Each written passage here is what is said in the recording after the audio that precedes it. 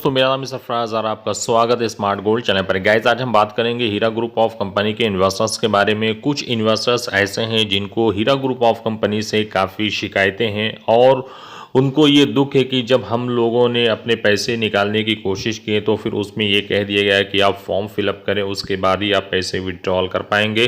तो आइए गाइस, जानते हैं उन्हीं की ज़बानी कि उनको क्या प्रॉब्लम हुई थी हीरा ग्रुप ऑफ कंपनी में और वो क्या कहना चाहते हैं हीरा ग्रुप ऑफ कंपनी के बारे में और स्पेशली डॉक्टर नुवेरा शेख के बारे में।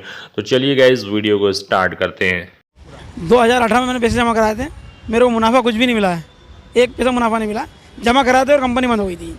उसके बाद हमको बोला कि ऑनलाइन फार्म भरो, ये हमने ऑनलाइन फार्म भर दिया। वो फार्म भर के अभी बोला यहाँ आके अपॉइंटमेंट लो।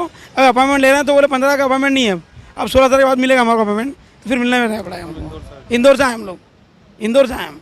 नुवेरा शेख है, उनकी जो हीरा गोल्ड की कंपनी की तरफ से क्या आश्वासन मिल रहा है? देखिए, अभी तक हम तो मिले नहीं, पर जो लोग मिलकर आ रहे हैं अंदर से उनके स्टाफ से, तो वो सिर्फ कंपनी के ख़राब हालत ही बता रहे हैं, ना कि कोई एक अच्छी खुशखबरी बता रहे कि जिससे हमारा पैसा आ जाए या किसी को पैसा मिल जाए। पैसा किसी को भी मिलने का भी कोई आश्वासन भी नहीं है, बस सिर्फ कंपनी के हालात ही ख़राब बताए जा रहे हैं।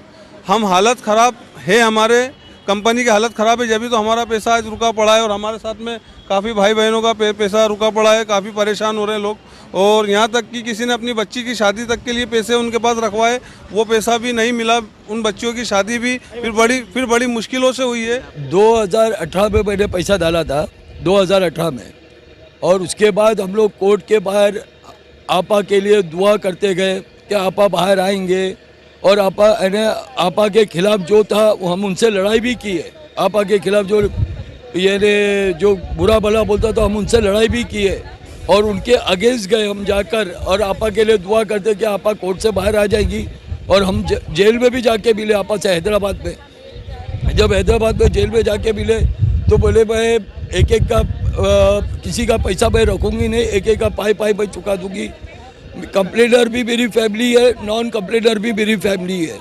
अभी उनका बोलने का मतलब है कंप्लेनर को मैं लोहे के चने चबा दूंगी। तो नुवेरा शेख जो है मिसलीड कर रही है, वो किस बेसिस पे बाहर आई? वो आई बाहर, उसको जो बाहर भेजा गया था कि जितने भी क्लेमेंट्स और कंप्लेनेंट्स है उनको पैसा दो।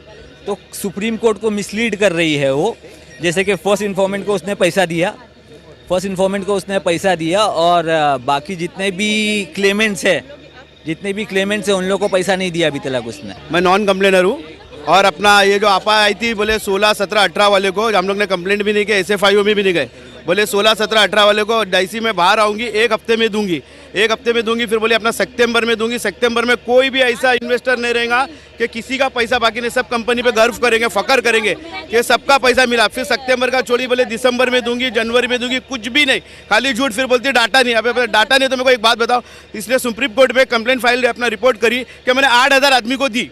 8,000 आदमी को दी, तो जब डाटा नहीं तो 8,000 आदमी को दी कैसा? एक राजेश मिश्रा करके जो अपना खुद बताता है कि बोले आपा ने कम से कम 20,000 आदमी को 22,000 आदमी को दी, 22,000 आदमी को दी, तो बिना डाटा के कैसा दी वो बताओ। जितने भी लोग हैं ना, ये सारे नॉन कंप्लेनर्स हैं। हम लोगों को एक भरोसा दिया था कि कंप्लेन मत करो। जब आपा जेल में थी तो उन्होंने क्या बोला, जैसे मैं बाहर निकलूंगी वैसा मैं आप लोगों को पैसा दूंगी। तो ये सोचकर हम लोगों ने कंप्लेन नहीं किए, आज इनकी बात पे भरोसा किए। लेकिन भरोसा करने के बाद भी क्या हुआ हम लोगों के साथ, हम लोगों को धोखा हो गया।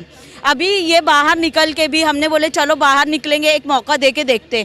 बाहर निकलने के बाद भी 1 साल हो गया, किसी के अकाउंट में पैसा नहीं आया। जब वो जेल में थे तो बोल रहे थे कंप्लेन मत करो, हम लोगों से रिक्वेस्ट कर रहे थे कि कंप्लेन मत करो। सबसे पहले मैं नॉन कंप्लेनर्स को पैसा दूंगी, जो कंप्लेन नहीं करेगा मैं उनको पैसा दूंगी। सबसे पहले उन्होंने ये बात करी। यही सोचकर हम लोग ने भी लोगों को बल्कि कंप्लेन करने से रुकाए कि मत करो कंप्लेन, आपा बाहर आएगी तो पैसा देगी। लेकिन इतना बड़ा आपा बाहर आने के बाद धोखा करेगी, ये हमने सोचा नहीं था।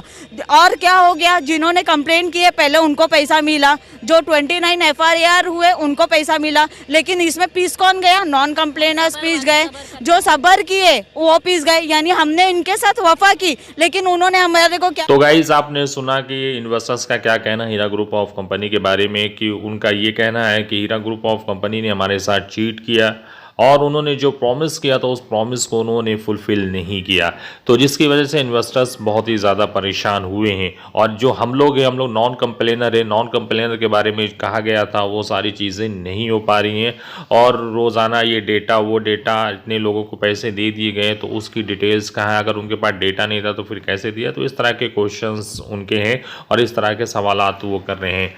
तो गाइस कुल मिलाकर मतलब यही है कि इन्वेस्टर्स चाहते हैं कि उनको किसी तरह से भी उनका पेमेंट मिल जाए। तो यही कहना है कि कुछ इन्वेस्टर्स के नेगेटिव ख्याल आते हैं, कुछ के पॉजिटिव है, आप इससे समझ सकते हैं। तो गाइस वीडियो कैसा लगा इसे लाइक और शेयर कर देना। चैनल पर अगर पहली बार विजिट कर रहे हैं तो चैनल को जरूर सब्सक्राइब करना, क्योंकि इस चैनल पर आपको इसी तरह के जेन्युइन कंटेंट रेगुलरली बेस पर मिलते रहते हैं, ताकि आपको टाइम टू टाइम अपडेट किया जा सके, आपको सही इन्फॉर्मेशन दिया जा सके। तो मिलते हैं गाइस नेक्स्ट वीडियो में, तब तक के लिए दीजिए इजाज़त। Thank you so much.